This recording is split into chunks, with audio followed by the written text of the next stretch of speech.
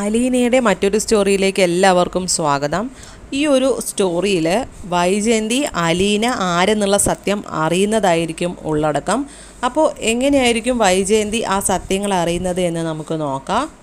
അങ്ങനെ വൈജയന്തി ബാലചന്ദ്രൻ വഴക്ക് ശക്തമായി മുറുകിക്കൊണ്ടിരിക്കുകയാണ്. വൈജയന്തിക്ക് എങ്ങനെയെങ്കിലും അലീനയെ പുറത്താക്കണം എന്ന് മാത്രമേ ഉള്ളൂ. ഒരുപാട് മാർഗങ്ങൾ വൈജയന്തി നോക്കുന്നു. ആങ്ങളമാരും കുടുംബക്കാരും വന്നിട്ട് സംസാരിച്ചിട്ടും ഒത്തുതീർപ്പാക്കാൻ നോക്കിയിട്ടും അലീനയെ പിടിച്ച് പുറത്താക്കാൻ സാധിച്ചില്ല. അലീനയെ പുറത്താക്കാൻ വന്ന ആങ്ങളമാരെ തല്ലി ഓടിക്കുകയായിരുന്നു ബാലചന്ദ്രൻ. ആങ്ങളമാരുടെ വരവോടെ അലീന എന്നേക്കുമായി പുറത്താക്കപ്പെടുമെന്ന് ആഗ്രഹിച്ച വൈജയന്തി ആങ്ങളമാരുടെ മുൻപിൽ നാണം കെടുകയായിരുന്നു. തൻ്റെ ഭർത്താവിൻ്റെ കയ്യിൽ നിന്നും ആങ്ങളമാർക്ക് കിട്ടിയ അടിയും ബാലചന്ദ്രൻ അവരോട് പെരുമാറിയ രീതികളും ഓർത്ത് വൈജയന്തി വല്ലാതെ സങ്കടപ്പെടുകയാണ് ഉണ്ടായത്. ബാലചന്ദ്രൻ്റെ പെരുമാറ്റത്തിലെ മാറ്റം വൈജയന്തി വീണ്ടും അലീനയോടുള്ള പക കൂട്ടുകയാണ് ചെയ്തത്. തനിക്കും തൻ്റെ മക്കൾക്കും തൻ്റെ കുടുംബക്കാർക്കും കൊടുക്കാത്ത പ്രാധാന്യം എന്തിനാണ് അവൾക്ക്? എവിടുന്നോ വലിഞ്ഞു കയറി വന്ന അവൾക്ക് ഇത്രയും പ്രാധാന്യം കൊടുക്കണമെങ്കിൽ അതിലെന്തെങ്കിലും കാര്യം ഉണ്ടാകുമോ? ഇങ്ങനെയെല്ലാം ആലോചിച്ചു കൂട്ടിയ വൈജയന്തി അങ്ങനെ തൻ്റെ ആങ്ങളമാരെ കാണാൻ പോവുകയാണ്. അങ്ങനെ അവിടെ എത്തുന്നു. അവിടെ ശിവേട്ടനും രാജീവേട്ടനും എല്ലാവരും ഉണ്ടാവും. അപ്പോൾ വൈജയന്തി ആദ്യം തന്നെ പറയുകയാണ്, രാജീവേട്ടാ എന്നോട് പൊറുക്കണം, എൻ്റെ കാര്യത്തിന് വേണ്ടി വന്നിട്ട് ബാലചന്ദ്രൻ്റെ കയ്യിൽ നിന്ന് അങ്ങനെയൊക്കെ സംഭവിച്ചതിന് എന്നോട് പൊറുക്കണം, ശിവേട്ട എന്നോട് പൊറുക്കണം എന്ന് പറഞ്ഞ് രണ്ടുപേരോടും പറയുകയാണ്. ഞാൻ സ്വപ്നത്തിൽ പോലും വിചാരിച്ചതല്ല അയാൾ ഇങ്ങനെ ചെയ്യുമെന്ന്. അപ്പോൾ രാജീവ് പറയുകയാണ്, ഞാൻ ഇങ്ങനെയൊക്കെ പ്രതീക്ഷിച്ചിരുന്നു, അതിൽ കാര്യമില്ല, ഞങ്ങളുടെ പെങ്ങളുടെ കാര്യത്തിന് വേണ്ടിയല്ലേ. അപ്പോൾ ശിവേട്ടൻ പറയുന്നുണ്ട്, ഇപ്പോൾ ഞങ്ങൾക്ക് എന്തെങ്കിലും സംഭവിച്ചതോ നാടൻ കേട്ടതോ അല്ല കാര്യം, ഇതിനൊരു പരിഹാരമായില്ലല്ലോ എന്നതിലാണ് എൻ്റെയും രാജീവിൻ്റെയും സങ്കടം. അതെ, രാജീവ് പറയുകയാണ്, ഇതിനൊരു പരിഹാരം ആവാത്തതാണ് ഞങ്ങളുടെയും സങ്കടം. കാര്യങ്ങളുടെ കിടപ്പ് ഇങ്ങനെയാണ് തുടരുന്നതെങ്കിൽ അധികം വൈകാതെ നീയും നിൻ്റെ മക്കളും ചിലപ്പോൾ ആ വീട്ടിൽ നിന്നും പുറത്താക്കപ്പെടും. അലീനയും ബാലചന്ദ്രനും കൂടിയാകും ചിലപ്പോൾ നിന്നെ പുറത്താക്കുക. അലീന ആ വീട്ടിൽ തുടരും തോറും നിങ്ങളുടെ അവകാശങ്ങളാണ് നശിച്ചു കൊണ്ടിരിക്കുന്നത്. ഈ സമയം ശിവേട്ടൻ പറയുകയാണ്, ഇനി ആകെ ഒരു മാർഗ്ഗമുള്ളൂ വൈജയന്തി, ആ ബാലചന്ദ്രനോട് നേർക്ക് നേരെ പോരാടിയിട്ടോ ദേഷ്യപ്പെട്ടിട്ടോ ബഹളം വെച്ചിട്ടോ കാര്യമില്ല.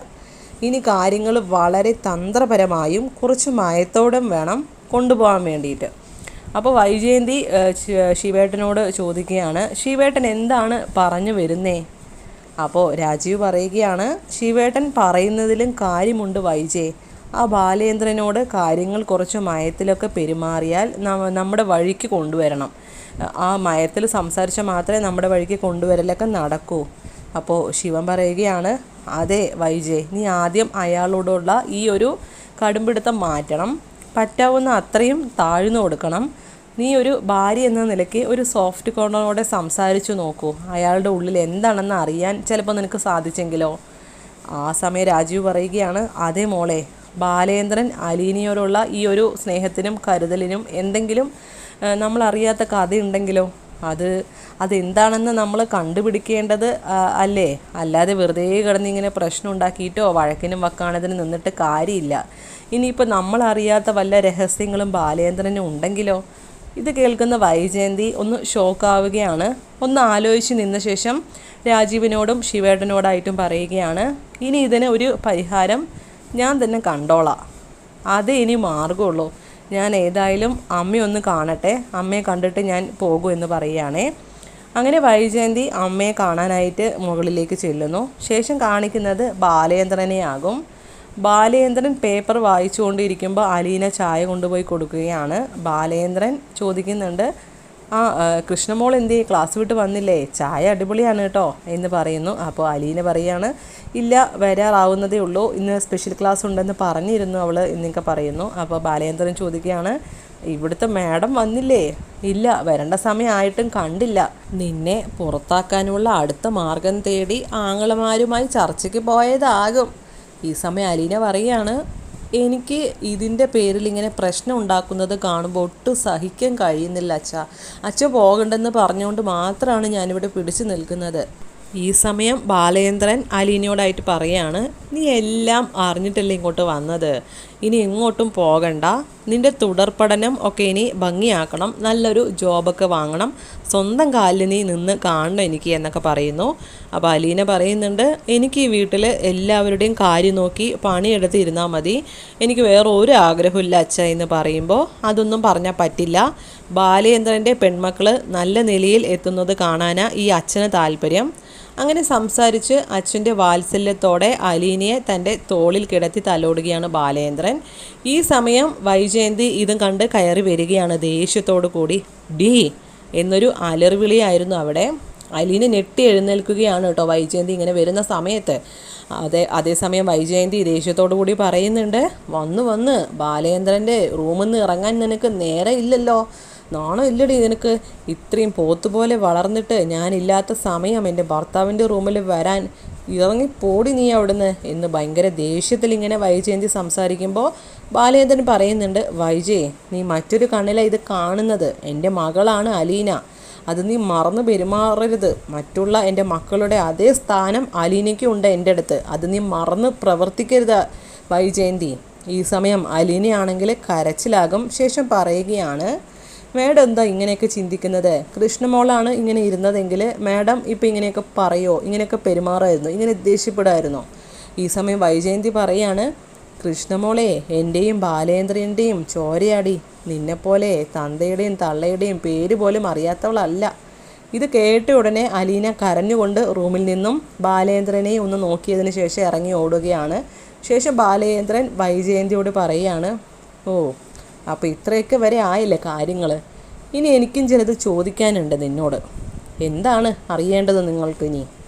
നീ വിവാഹത്തിന് മുമ്പ് എന്തെങ്കിലും തെറ്റ് ചെയ്തിട്ടുണ്ടോ വൈജയ്? ആരോടെങ്കിലും പ്രണയം ഉണ്ടായിരുന്നോ നിനക്ക്? ഇത് കേൾക്കുമ്പോൾ ഒന്ന് പരുങ്ങുന്നുണ്ട് നമ്മുടെ വൈജയന്തി. വെപ്രാളത്തിൽ ഇടറിയ ഒച്ചയോടും കൂടി പറയുകയാണ്, പ്രണയമോ? എനിക്കോ? ഇങ്ങനെ ബാലചന്ദ്രൻ ചോദിക്കാൻ കാരണം എന്ത് തന്നെ ആയിക്കോട്ടെ, നീ ഞാൻ ചോദിച്ചതിനുള്ള ഉത്തരം പറ. ഇല്ല, പച്ചക്കള്ളം, നിനക്ക് പ്രണയം ഉണ്ടായിരുന്നു, അതിലൊരു കുഞ്ഞുണ്ടായിരുന്നു അല്ലേ? ഇത് കേട്ടതും വൈജയന്തി ഷോക്കായി ഒന്ന് ഞെട്ടിത്തരിച്ച് നിൽക്കുകയാണ്. ഞാൻ മറച്ചു വെച്ച ആ രഹസ്യങ്ങൾ എങ്ങനെ ബാലചന്ദ്രൻ അറിഞ്ഞു എന്ന ചിന്തയും വെപ്രാളമാകും വൈജയന്തിക്ക്. പക്ഷേ വൈജയന്തി സമ്മതിച്ചു കൊടുക്കാൻ തയ്യാറല്ലായിരുന്നു. വൈജയന്തി പറയാണ്, ആഹാ കൊള്ളാലോ നാടകം, വളരെ നന്നായിട്ടുണ്ട്. നിങ്ങളുടെ തെറ്റുകൾ ചൂണ്ടിക്കാണിച്ചപ്പോൾ അതിന് പകരമായി എന്നെ തെറ്റുകാരിയാക്കാൻ നോക്കുകയാണല്ലേ നിങ്ങൾ? ഈ സമയം ബാലചന്ദ്രൻ പറയുകയാണ്, മതി നിൻ്റെ നാടകം, ഞാൻ എല്ലാ സത്യങ്ങളും അറിഞ്ഞു കഴിഞ്ഞു. നീയും നിൻ്റെ വീട്ടുകാരും കൂടി എന്നെ ചതിക്കുകയായിരുന്നെന്ന് എനിക്ക് മനസ്സിലായിടി. വീണ്ടും എൻ്റെ മുമ്പിൽ നാടകം കളിക്കാൻ ലജ്ജയില്ലേ നിനക്ക്? ഇതെല്ലാം കേൾക്കുമ്പോൾ വൈജയന്തി കരഞ്ഞു വീഴുകയാണ്. ഇനി എത്ര തന്നെ നുണ പറഞ്ഞിട്ടും അഭിനയിച്ചിട്ടും കാര്യമില്ലെന്ന് വൈജയന്തിക്ക് മനസ്സിലാകുന്ന നിമിഷമായിരുന്നു അത്. ബാലചന്ദ്രൻ പറയുകയാണ്, ഇതൊന്നും ഇത്രയും പെട്ടെന്ന് നിന്നോട് ചോദിക്കേണ്ടി വരുമെന്ന് ഞാൻ പ്രതീക്ഷിച്ചതല്ല. ഈ കാര്യങ്ങളെല്ലാം ഞാൻ കൊണ്ടു നടക്കാൻ തുടങ്ങിയിട്ട് കുറച്ച് ദിവസങ്ങളായി. തൻ്റെ ഭാര്യ തന്നെ ചതിച്ചുവെന്ന് ഒരു ഭർത്താവ് മനസ്സിലാക്കുമ്പോൾ ഇങ്ങനെ ഉള്ളിൽ ഒതുക്കി നടക്കാനും ഒരു പ്രശ്നത്തിനും പോകാതെ മുൻപോട്ട് പോകാനും ഒരു മനക്കെട്ടി വേണം. അതെനിക്ക് ഉള്ളതുകൊണ്ട് ഞാൻ ഈ ദിവസം വരെ നിന്നോട് ഒരു പ്രശ്നത്തിന് വരാത്തത് അതുകൊണ്ടായിരുന്നു. പക്ഷേ നീ ഓരോ ദിവസം കഴിയുന്തോറും എൻ്റെ തെറ്റുകൾ കണ്ടുപിടിക്കാനും എന്നെ കുറ്റപ്പെടുത്താനും മാത്രമാണ് നോക്കുന്നത്. ഇങ്ങോട്ടില്ലാത്ത പരിഗണനയും കരുതലും എന്തിന് അങ്ങോട്ട് മാത്രം വേണം? എങ്കിൽ ഒരു കാര്യം കൂടി നീ ഇപ്പോൾ അറിഞ്ഞോ? അന്ന് നീയും നിൻ്റെ വീട്ടുകാരും ചേർന്ന് ഒഴിവാക്കിയ ആ കുഞ്ഞുണ്ടല്ലോ, ആ കുഞ്ഞ് വളർന്ന് വലുതായതാണ് ഇവിടെ വന്നിരിക്കുന്ന അലീന മോള്. നിൻ്റെ സ്വന്തം ചോരയാണ് അലീന. ഈ ഒരു സത്യം കൂടെ ബാലചന്ദ്രൻ്റെ വായിൽ നിന്നും കേൾക്കുമ്പോൾ വൈജയന്തി സമനില തെറ്റിപ്പോവുകയാണ്. ഒരു ഭ്രാന്തിയെ പോലെ അവിടെ കിടന്ന് കരയുകയും ഞെട്ടുകയും എന്താണ് താൻ ചെയ്യേണ്ടതെന്ന് പോലും അറിയാതെ താൻ ഇത്രയും നാൾ ഈ വീട്ടിൽ നിന്നും പുറത്താക്കാൻ നോക്കിയ ആ അലീന സ്വന്തം മകളാണെന്ന സത്യം അറിയുന്ന വൈജയന്തി തകർന്നു പോകുന്ന നിമിഷമായിരുന്നു അത്.